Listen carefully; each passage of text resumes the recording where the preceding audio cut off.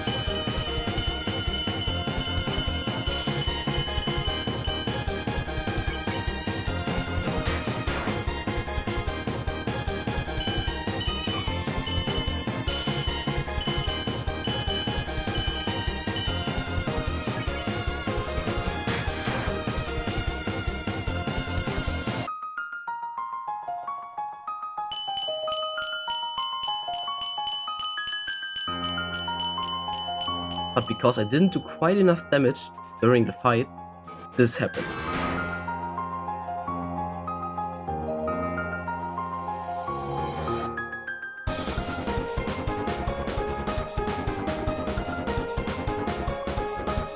I really panicked, but somehow I dodged it anyway. And that's GG.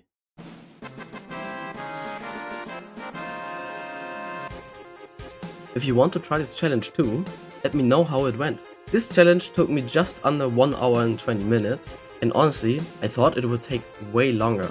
This might seem crazy, but since the fight is pretty short and dodging everything wasn't as hard as I expected, I will give this challenge a 3 out of 10 for the difficulty. It's definitely the toughest challenge we've done so far, but don't worry, the difficulty will absolutely go up in the future. Overall, this one was a bit frustrating, mostly because the hard parts kept showing up late in the fight and I'd fail right near the end. But it was still totally manageable, and that final attempt felt really satisfying. Got other challenge ideas? Drop them in the comments. Thanks for watching. Keep being kind, stay positive, and I will see you in the next one. Bye bye!